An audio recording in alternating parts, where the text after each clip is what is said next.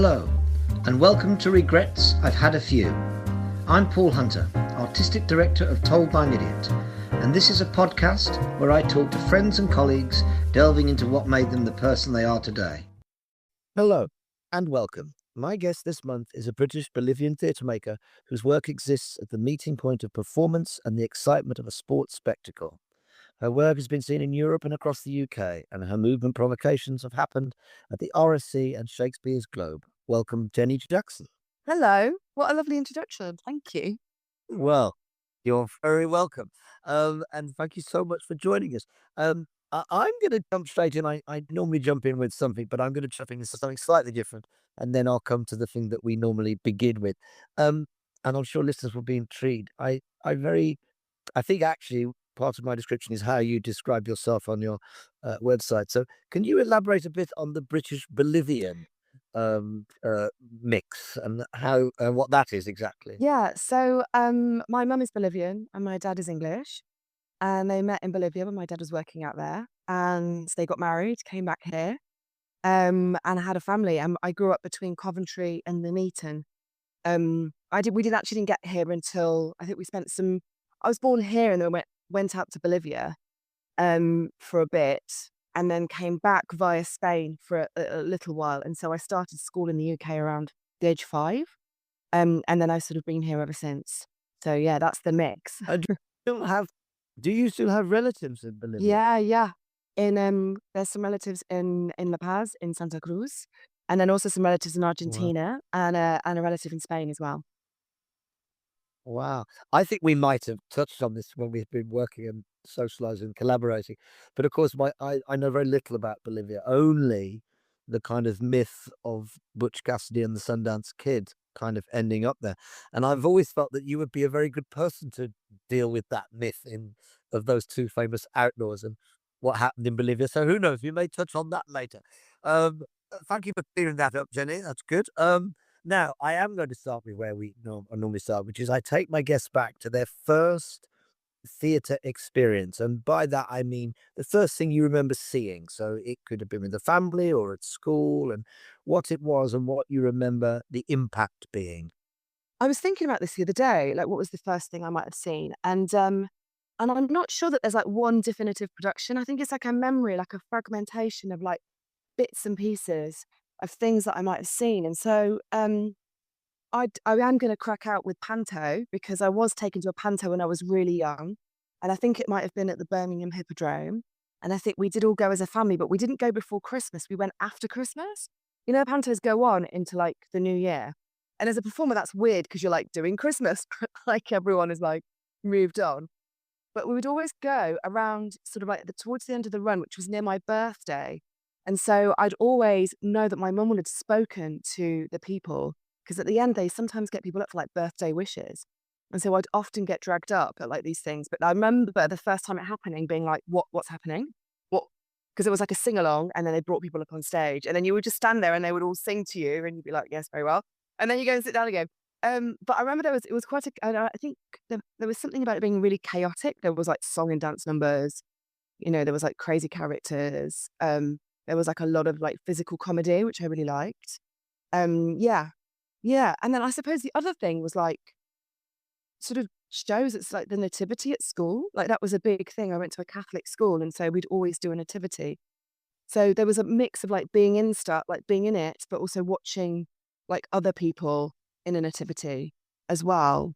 And what parts did you get to play in the I Nativity? obviously wanted to be Mary, but I was never allowed. So I was often like one of Uh, the angel crew. Like, so I was never like Angel Gabriel. I was like an okay, angel crew. I think I might have played a okay, yeah, shepherd as well. Yeah. yeah, that's a that's all part of the mix, of course. And it's interesting what you talk about with pantomime because I thought about this a lot. We did a pantomime many years ago, as told by Nick. We did a version of Aladdin Mm. at the Lyric Hammerstein, in which I played Widow Twankey and Haley played Aladdin, and we were very keen to reinvestigate that form, that wild, anarchic, as you say, crazy form that is, because in some ways, if it didn't exist and was invented today, it would be very experimental in Yeah. its kind of wildness, which we all embrace as family. So just, um, Yeah. and Oh, so that's it. So you see that, Mm. and then you obviously you're doing nativity and things at school. At what point growing up does performance become? Can you remember the beginnings of when it became something you were really interested in or passionate about? Yeah, I think sort of there was a period of time where we sort of didn't go to the panto. We went to like the Belgrade family show, Christmas show, and that was like a new piece of writing. And I remember going to see that and feeling really spellbound by this different form of like storytelling. So it sort of felt like a panto, but it was also like character driven and like it felt like really new. Like I didn't necessarily always know the stories, and that felt like I remember feeling a bit jealous and being like, I want to do that thing. They're singing so beautifully, or they're like, do it like they're really with the audience, or and I just felt they cast a spell and it felt really magical. I remember thinking that and feeling like I wanted to do that. And then also at the same time, I was experiencing a lot of live performance through recordings. So like Okay. we'd often like watch the Royal Variety performance like as a family, Ah, and they had a selection of all the yeah. musicals and plays and pop stars and stuff, and then the Queen would arrive, and it was all very like glamorous and shiny. But then also we were getting videos sent over from Bolivia of these like carnivals, the Carnival of Oruro, or like university parades where there was like Bolivian dancing, and my mum was sort of playing this stuff like in the house. And I remember just sort of trying to copy that sort of stuff, and and so and another thing that was happening as well was like if family came over, they would like dance in the living room, and which is not something that happened on my dad's side of the family. No one would like crack out a hanky at 1 a.m., when you're meant to be in bed and you've fallen asleep on the sofa, but they're cracking out the hankies and being loud and dancing. And so there was like performance or sort of like doing something in front of each other, sort of started to come into my consciousness. Yeah. Well, that's quite a fascinating, given the fact we started by talking about Bolivia and Coventry. You paint a brilliant picture of the of the combination of the Royal Variety performance and Bolivian traditional dance. Although in some ways, I could imagine a Bolivian traditional dance company being on the Royal Variety show. You know, they used to have Yeah. kind of bits of circus, or I always liked it when they had a kind of knockabout acrobatic trick. They Yeah. sometimes would have that. You know, they do the stupid thing where they all pile up on top of each other and on the off the trampoline. So that's quite Mm. interesting. So it was a kind of performative thing going on within the family home, I suppose, then that you were experiencing. Yeah. Yeah. And we used to do like shows and things, me and my brother and my sister. And, then like sort of would write out little bits of paper, like the tickets and things, and then force my mum and whoever was around to watch these painfully crazy little shows, which often involved my brother being some sort of chicken, and we would like chase him and cook him and like just strange little games where you're just like inventing these stories that we found amusing, that were just games that we were doing, and we were just like stage that. Yeah, strange things that come out of children's brains. Yes. And what about when you move through school a bit more? So you go into secondary school, and is this starting to ferment a bit more, the idea of, and if so, is it more dance or more acting, or is it a mix of those things that interest you? I think it's a mix of those things. As I moved, like one thing that my mum and dad did try to do was give us space to dance and do like youth theatre type stuff. So we would often be in and out of different groups, and or we'd do piano for a bit. And I remember like we would do dancing definitely as like kids. I did like ballroom dancing, and I did like the ballet tap modern thing. And then my mum was also like, I'm thinking about this a lot because I'm making a show about it, but my mum was like really missing, I think, folkloric stuff from her life from home. And the nearest thing that she could find that excited her was Irish dancing, because we were in Coventry or near Coventry, and there's a big Irish community there. So we ended up doing Irish dancing for like a block of time, and so that was going on in like, You and your no, mom. my mum didn't do it. She just like made us Oh, do it. um, oh, okay. and so there was that was going on for a bit, and then at school we sort of do school plays and things. And I would always audition. But I was very nervous. I was quite shy as a child in lots of ways, even though I was like in and out of these groups all the time. But I remember we did like it's Alan Ayckbourn's Ernie's Incredible Hallucinations, which is a piece for like Yeah. kids. Yeah. And we all Yes. auditioned for that. And I had no idea what I was gonna get. But I think everyone secretly wanted to be like Ernie because they go on the big journey. But I was cast as the dad.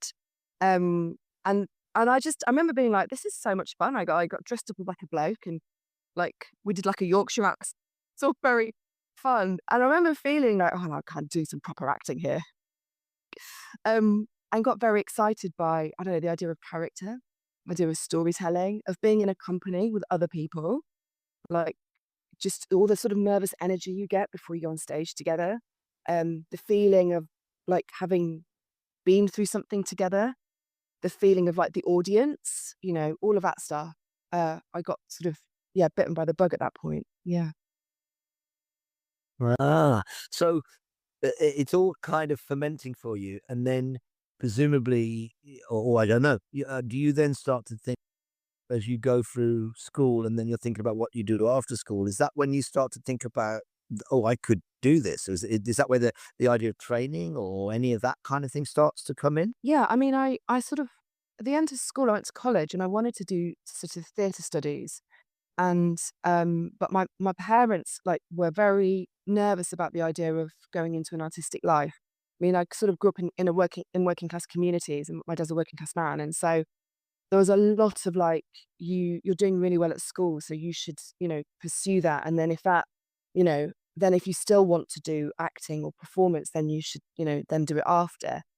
And I was always being sort of not groomed, but sort of like driven, guided gently towards like being a doctor, and being a really useful member of society and using your intellect in that area. And I had some doctors in my family, and I remember them being very glamorous people. Like they had very important jobs, and everyone knew them. Like when people know the doctor in the town, and so I remember being like, oh, that's not quite cool, and it is really important, and I really am interested in science and things like that. And so I ended up, the trade off with my parents was that I would do maths, biology, and chemistry as at A level, and then I was allowed to do theatre studies. So my curriculum between the ages of 16 and 18 was really full. Um, and yeah, and around the age of 18, I started to like apply for drama schools, and I just wasn't Okay. ready. I didn't know any artists. We didn't really have any, I didn't know any actors. We didn't have any at my college. We had a few people that were really passionate about teaching us theatre, but we didn't have any practitioners coming in. So there wasn't anyone that could say like, this is like, this is a realistic opportunity. You can do this. And so Yeah. I ended up, And it's like you have no context for it. Yeah. yeah. Yeah. And so I ended up sort of going to university and doing applied biology for, that was what I did. Wow. Um, I Where went to at? Greenwich, in London. And like after that, my sister went to Middlesex. That's quite important, I think, because that sort of opened up a little doorway in my brain. She did what was it called? BA Performing Arts? Is it the BAPA? They used to call it BAPA.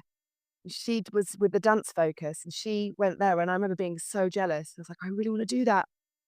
Anyway, I sort of I did the science for about 9 months, like or like Yeah. 2/3 of the academic year, and I was having such a rubbish time. Um, and I remember sort of going, like, I can either like leave and completely start again, which I think in hindsight I probably should have done. But I also was hanging out with a lot of people that were doing sociology and psychology. And I just found that whole world just so fascinating. So I went to the dean and said, listen, I'm not doing very well on this course. I'm really interested in this with my qualifications, my A levels, like allow me to do this. And they let me transfer to this sort of psychology degree. So I did that for the rest of my time there. And whilst you were at university, were there opportunities to perform? Were there theatre societies or that type of thing, or were you not There performing? was I think there was, but I was partying. I was, like, living my best Ah, student life away from home, like, learning how exactly, to, like, cook for exactly. myself and, like, going out clubbing in Yeah. London, and it was only when I finished, I was like, "Oh, maybe there was some things I could have done for free." No, no, no. Very, very important, Jenny. Very important. But this is I mean, we have lots of connection. Obviously, Mm, we've worked together, and we'll touch on Cowboys later and sort of R&D, Tom Elliott stuff. But I'm always interested in how someone begins that journey to make their own mm. thing. So, and I know that's not all you do. We'll touch on some of your brilliant movement work for other people. But how did the idea of going, okay, I want to make, because your work's very personal. When I think of your when I talk to you, it comes from a very personal starting point. It's not exclusively that, but the beginnings is often wrapped up in who you are and where you come from. So when did you start to think, I want to make theatre that I want to make it rather than just interpret it? Is the question. Yeah. Well, I suppose I there was a I went to East 15 and did and trained Mhm. there, and that's sort of quite an interesting cooking pot of different processes and practices and a lot of improvisation. And so that was probably the first time I really encountered a lot of physical theatre and devising work. And so I Mhm. sort of really enjoyed that.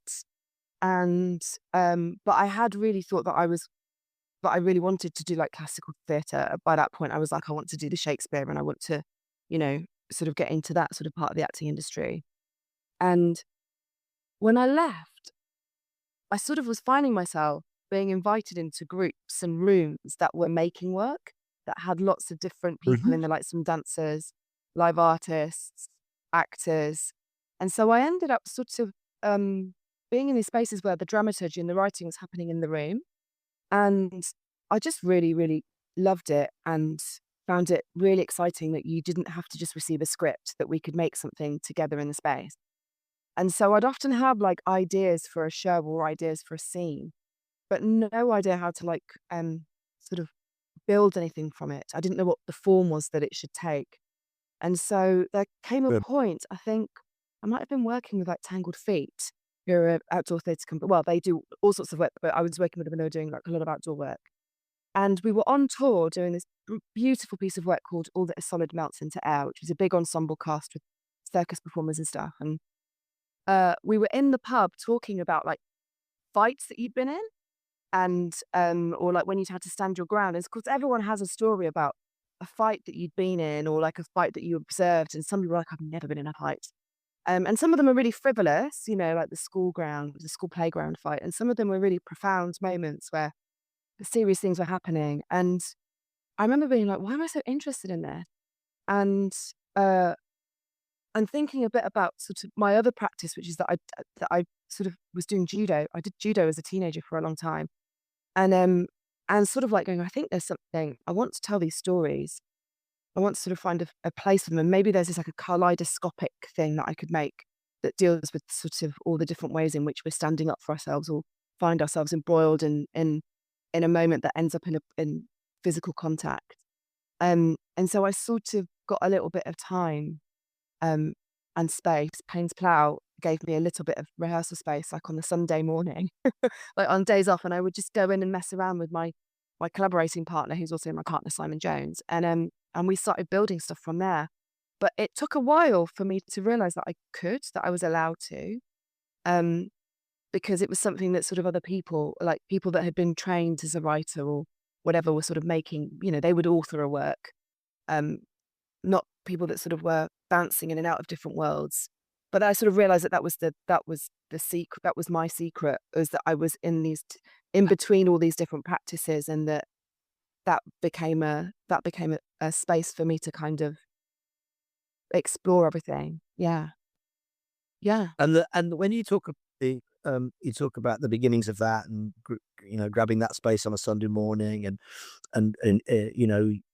using the mix of judo and your kind of that also if I'm right, that's the show where you talk about the experience that your mom has in the queue. Remember you telling us about. So uh, it, it, it, I suppose how you bring all of those elements together. My next question is, you mentioned the collaborator. How important are the collaborators for you? So you have an idea, but the team that you put around that, how does that work?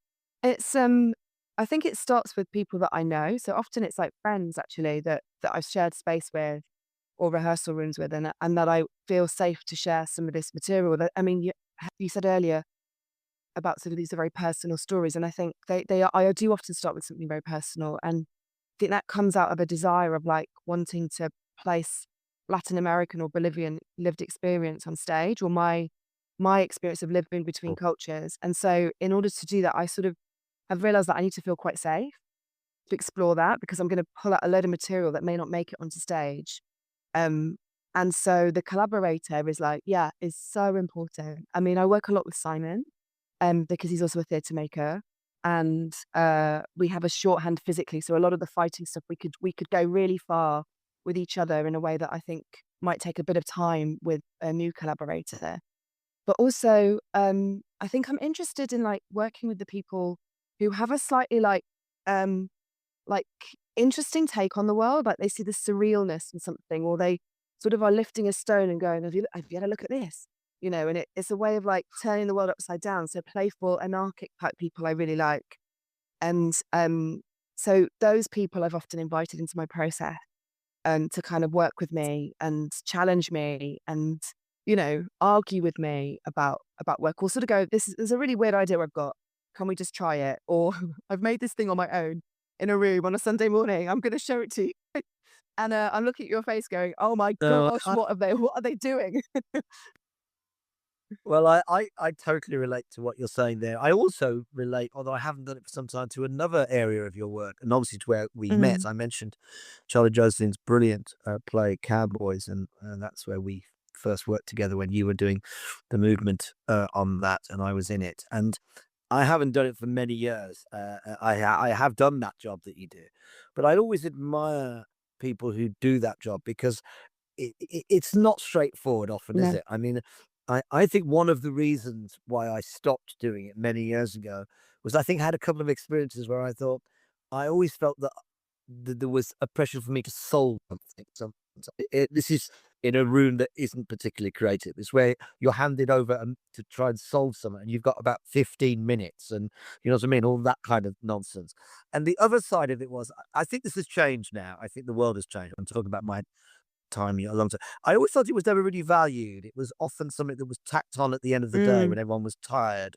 It never felt very integrated. It felt like an excuse for the director to disappear for a bit and have another meeting or something. And I know all of that now isn't the same. But I suppose my question is, how do you find that shift of hats where you're going from all your own ideas, all your own stimulus into a room where you've got a very specific brief mm. sometimes and and you're very skilled at that. But how do you balance that is what I'm saying. I think it is a tricky thing to balance. I think it is, and it is like a different lens, like a different pair of glasses that you put on that you view in the work through.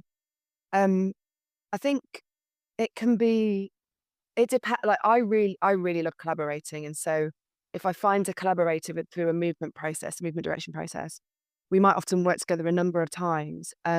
Because I sort of feel that movement direction is like a making skill, and when it doesn't work, it's when it is tacked on, or you like fix this scene that really needs more workshopping time, probably, or um, something's not something else is not working, and the easiest thing to do is to ask the movement director to sort of stage it really in some way. And I find that quite hard. I don't like doing that.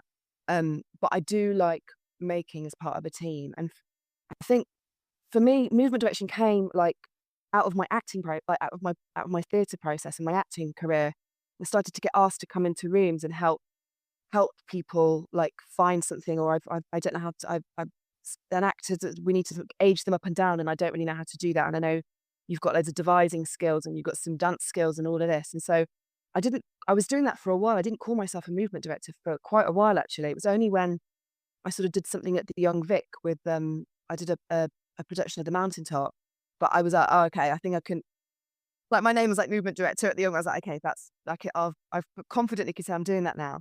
Um, so it was like, but it is a sort of movement direction sort of opened up a gateway that allowed me to make my own work, actually, to give me the confidence to lead a room, to lead a process on my own.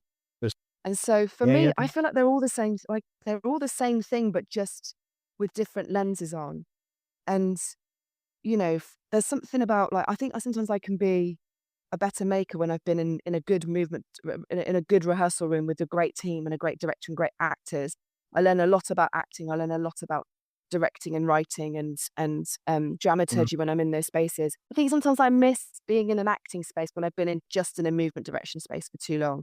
I feel like I need to get back on my feet and get back in my body and be in front of an audience. Yeah. And so that's a challenge for me.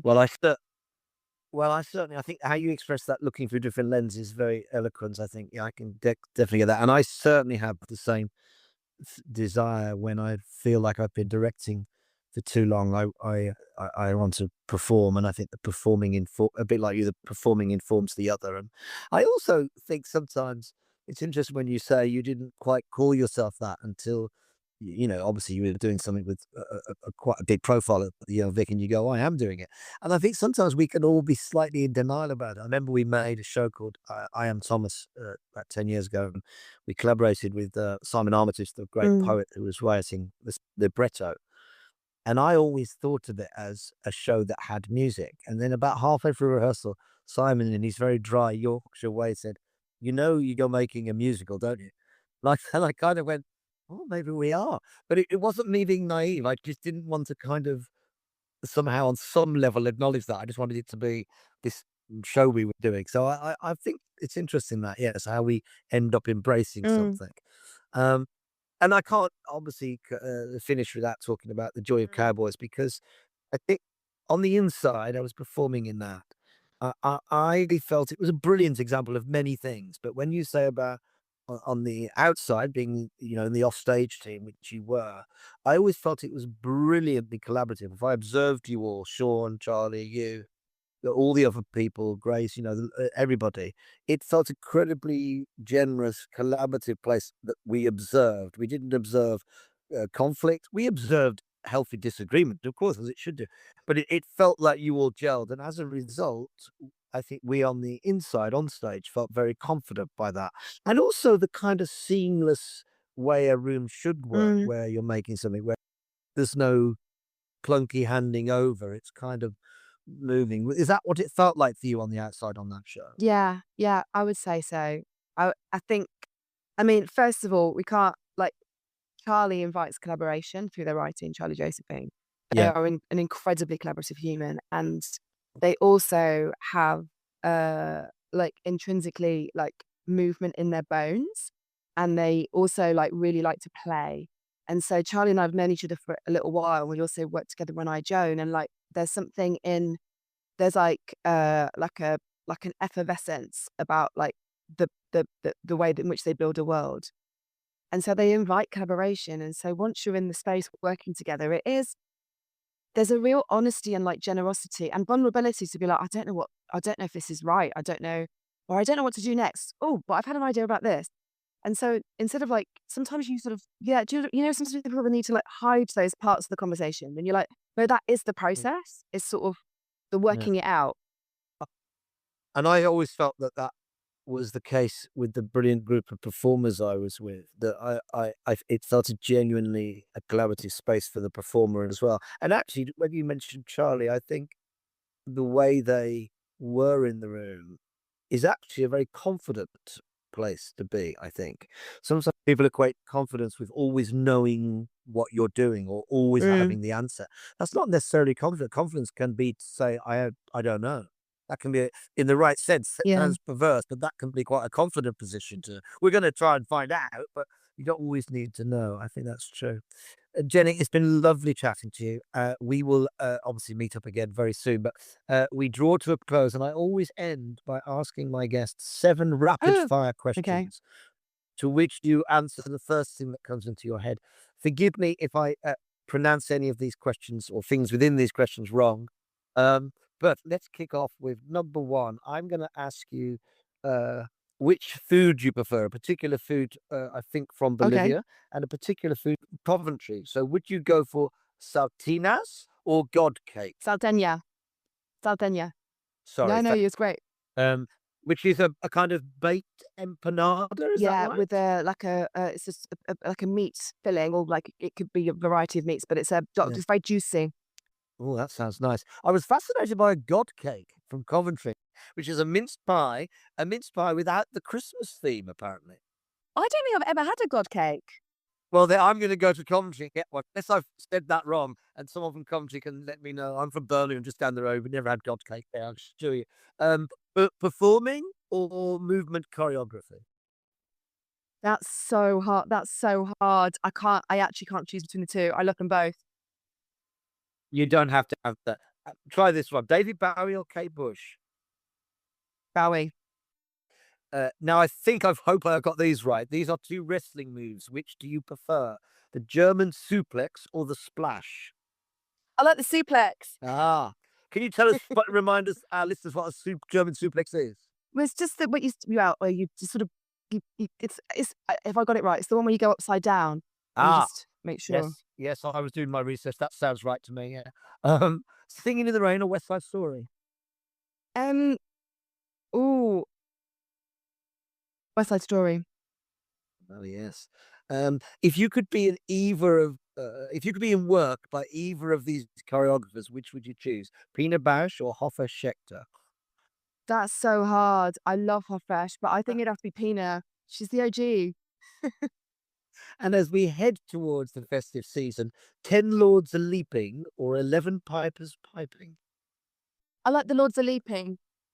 Of course you do. I'm so glad you gave that. I'd have been disappointed if you'd have said 11 pipers piping. Jenny, thank you so much. We will get together very soon, but thanks for being with us. Thank you Take care. so much.